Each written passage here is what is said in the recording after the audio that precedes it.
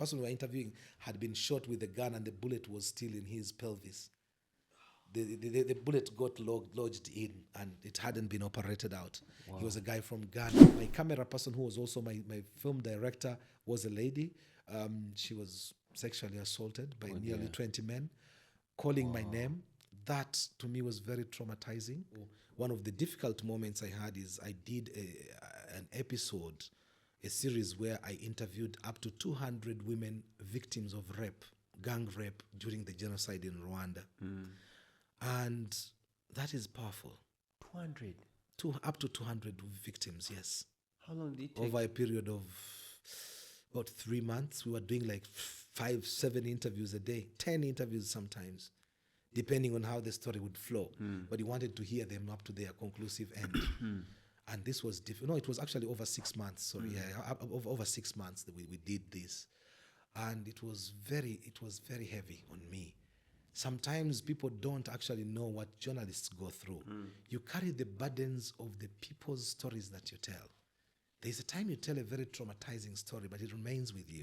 Yes. So someone doesn't know that you have carried that. That is a burden you're carrying inside you. And you, even as a journalist, sometimes you don't know that you're doing that. But in essence, you are carrying that. So that at the time felt like a very heavy story. And yet you go on later on in life and you're finding a totally different story. Especially when you have to tell a story where you are unable to do anything about it. You've gone. Someone has lost children.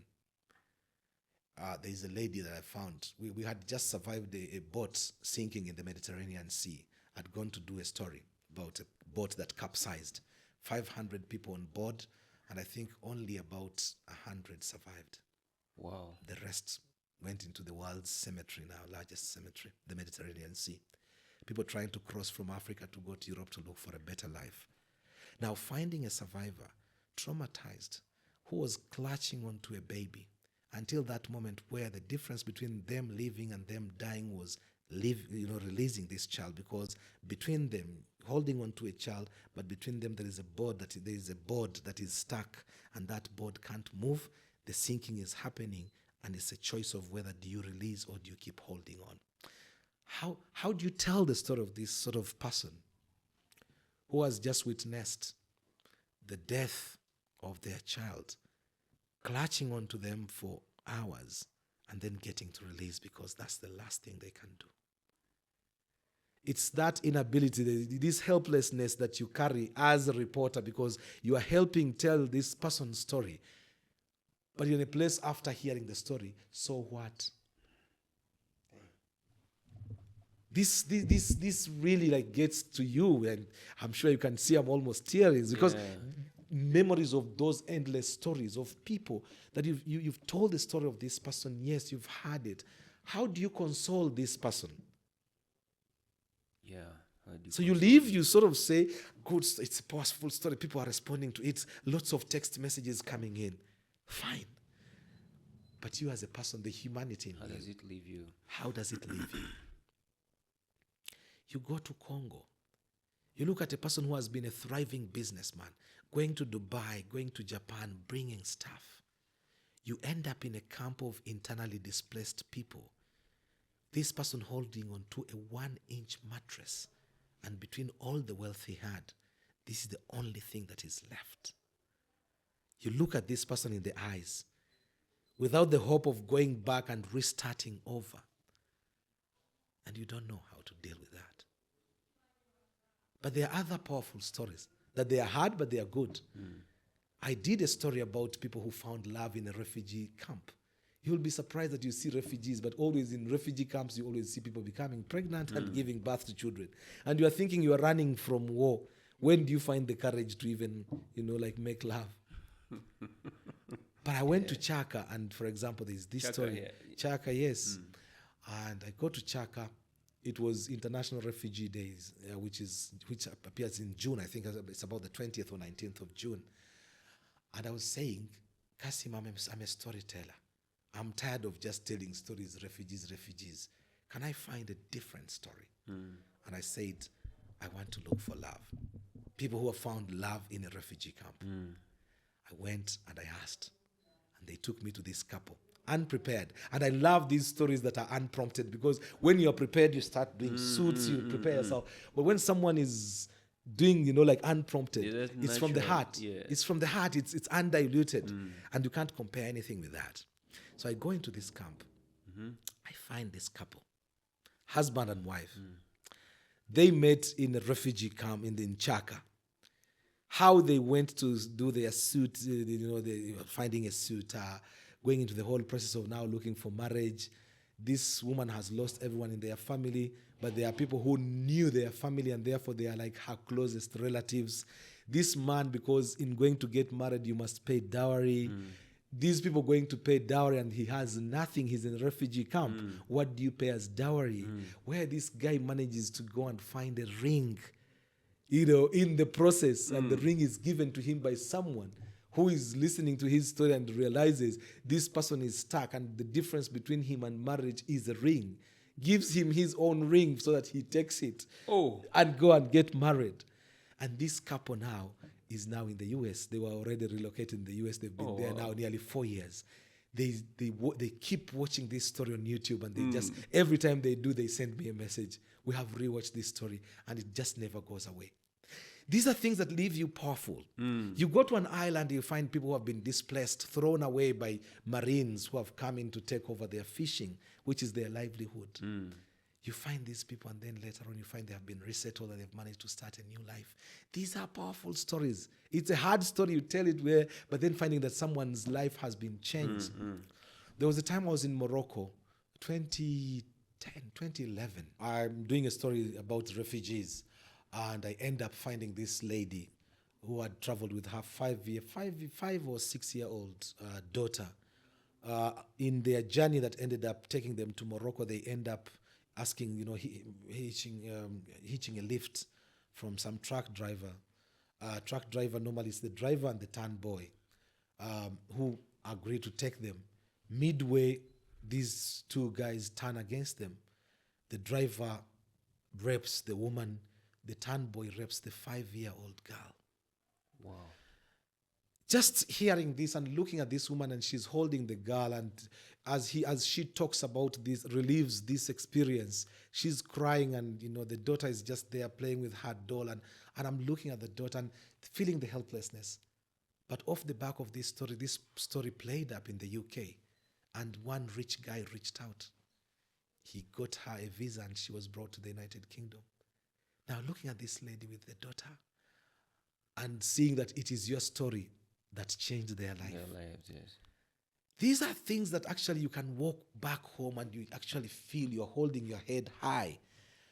But building up, getting to that point where you can actually be the storyteller that is going to make the difference, you need to build yourself. And that means a baptism in fire a lot of times. It's endless times that I've received knuckles from presidential bodyguards, for example. In Rwanda, when I was, that's where I started my journalism. Ended up heading the TV news there in Rwanda.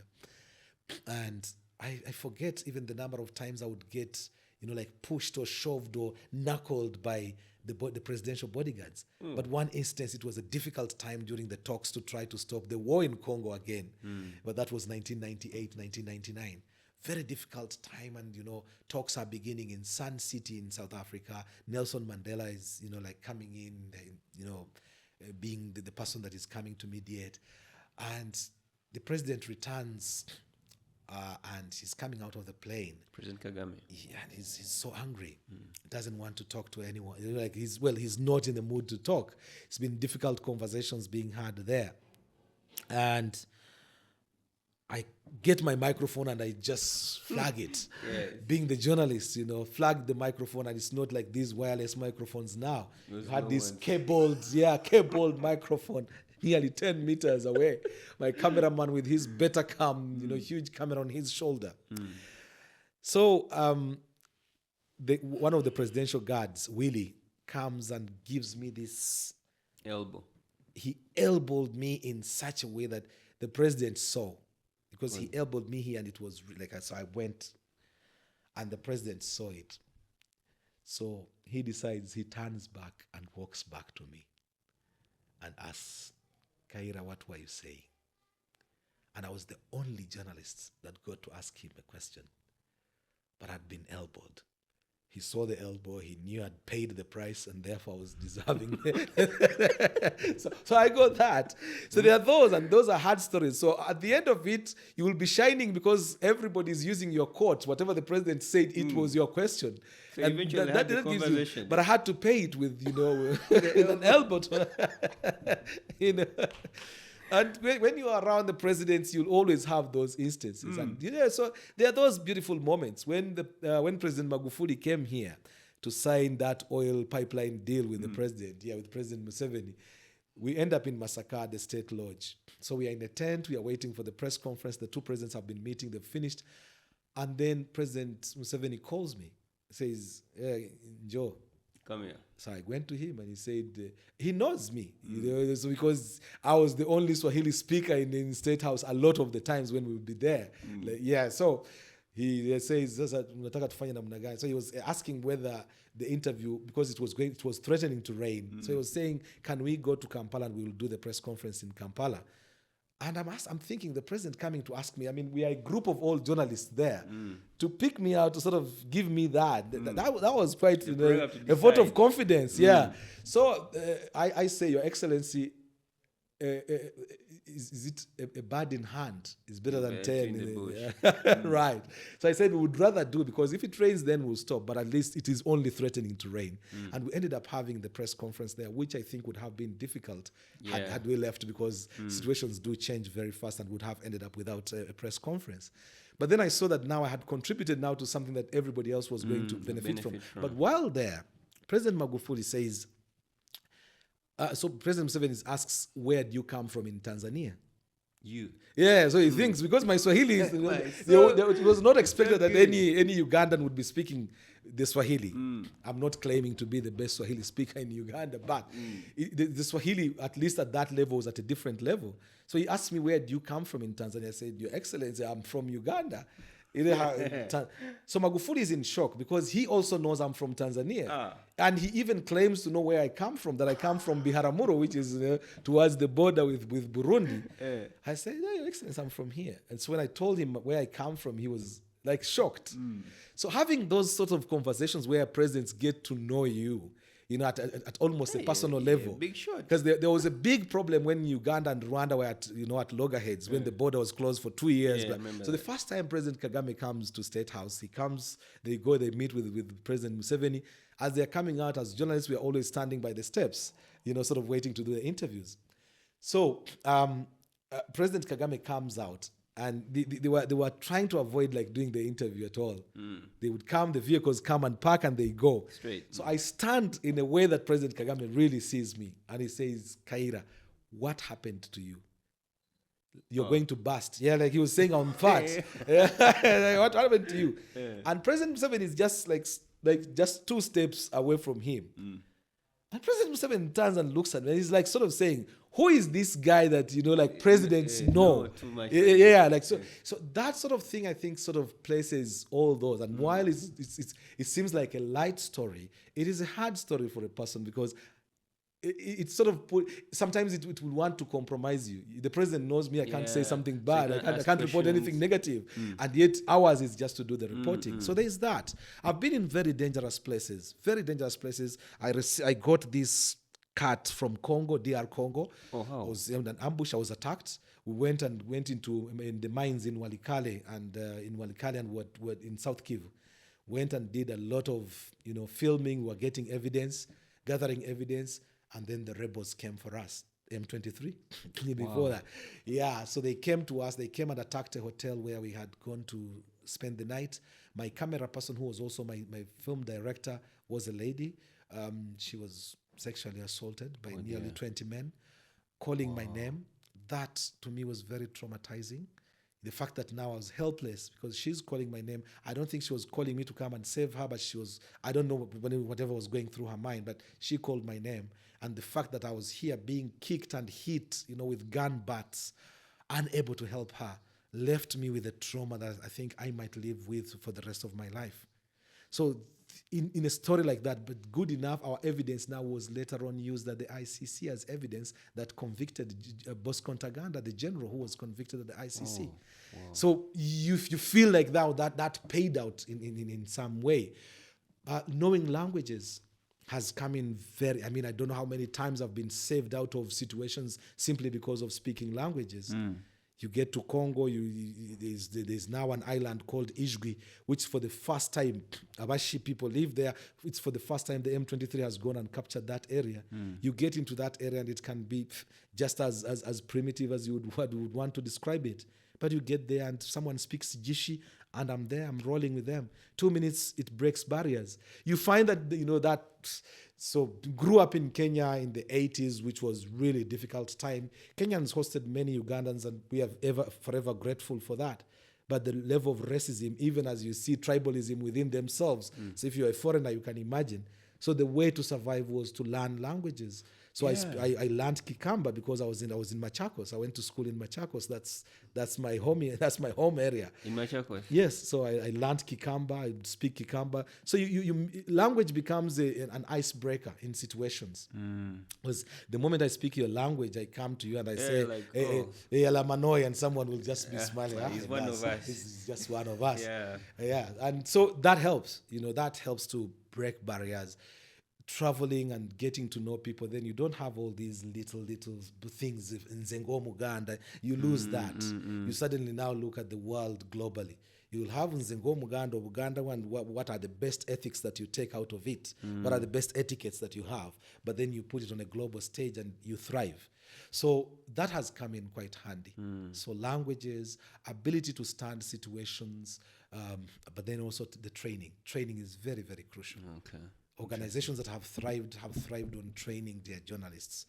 They cannot be any compromise on training. The more the training, the more it equips you. You'll have your human instincts, but these human instincts become very much aided by training. If we are in a difficult situation, you can go to report on something that looks very normal. It's a demonstration. Bagadeuga na Masomero, there are these schools that build their schools in Ibibao. What are they called? UPE. No. There's a particular organization. Green schools. There's a particular type of school. Oh my God, I'm forgetting them. But they were building them that with Vivao, and they are spread across the country. So there's a time the government went in hard on them and closing them. I heard of that story. Yeah. So there was a demonstration now, and people are saying we are going to go and demonstrate to Parliament. It's a peaceful demonstration. But all of a sudden you see tear gas appearing and all of that, and so even in a story that looks so innocent. It can turn so quickly into something that you didn't have. The training then comes in. How do I act? If I lost my camera person, how do we reconnect? In a place that you know that is familiar, well and good, but they've sent you to Karamoja, you are in Kenya, elections. We miss out on each other. Do we have an RV point? Do we have a rendezvous point? Do we have a time scale? Because I'll tell you, if in 15 minutes you haven't turned up here, then I'll disappear. I'll know maybe you've been arrested or something, but I'll give you the 15 minutes doubt. So you're working to that. All of that is training. And this is why I was saying media organizations, especially now we are going to go into elections, it's going to heat up. So media houses must, and I charge a lot of money for those trainings. Media organizations shouldn't even, if you think about someone's life, the people that you are throwing in there, shouldn't even worry if I ask you for 10 or 12 million to carry out a training, because it is your reporter's life. And you need it. So there's a time we were in Morocco and we are filming, and because they were not giving licenses for people to film because we were doing a story that would be sensitive to the country. So we had to be filming like secretly. We are in the middle of filming. Again, I have a female camera woman. We're in the middle of filming. Someone goes and kurokomas on us. The police, to the secret police. Secret police start arriving. Someone gives us a hint. The police are coming. We had to find a way of disappearing from there without endangering the person that we were interviewing. The person we were interviewing had been shot with a gun and the bullet was still in his pelvis. The bullet got lodged in and it hadn't been operated out. Wow. He was a guy from Ghana. So we're in the middle of interviewing, and then the secret police arrive. As they are arriving now, we have to find a way of disappearing. We pretended as if we were on our own stuff. we ended up in a lingerie shop. Lingerie selling underwear. Yes. So my film woman now has to go, and I have to pretend select like for she's her. buying. To select for her the best lingerie, the G-string that I think holds best. So you can imagine now in a Muslim country, these guys now were fended off because they couldn't imagine, stand where a woman was, especially touching lingerie. And that saved us. So you learn of all these creative ways of getting out of situations, but then importantly, build the contacts that you build, even within security services. Have contacts. There are people that will give you a hint and tell you, guy, you are there, you are covering, but get out of there. And I've had 3 phone calls in my life that were life-changing. Talk The to me moment, about no, I won't tell you. Because that would almost mean revealing some instances, where the detail is such that now someone would almost, be able to tell. But someone gives you a hint and says, Kassim, get out of there. And it's 2 minutes from getting out of there that you see the troubles that then follow with that. So have these contacts. They come in quite handy within the security services. I'm not asking you to become an informer. No, you are a journalist. Keep that. But it just means have a rapport that you can have a conversation around what is happening and give perspective. Because sometimes they also need to hear what people think, and they only get that from us. So it's not about telling on someone. It's about what is happening, what the mood is. Because you would go into some people that are so angry and you can't survive regardless. You learn through journalism to be an embed. To be an embed means you are taken, if, for example, Ugandan troops are going to South Sudan and they say, we need this number of journalists, and they take you. So you are in their care. You are moving by their permission, by their instructions. I've done 3 big embeds. 1 in Asia, 2 in Africa, 1 in Central African Republic. The biggest convoy that drove from the Central African Republic in Bangui, moving to Cameroon, taking Muslims who are being helped to escape the anti-Balaka fighting, when Christians and Muslims were fighting against each other. So I ended up using my contacts. I was the only journalist with my cameraman on a convoy of 1,100 vehicles because of my contacts. It was the Rwandan troops who were looking after the capital and the president. And using my connections there, I got there. It had to go all the way to the high command, and I was given permission, only me. To the point that the BBC was sort of trying to send another journalist of theirs, and they were sending a journalist flying in specifically with the producer from South Africa to come in and join us. And the Rwandans said, it's only Kassim who has been authorized. Actually, is that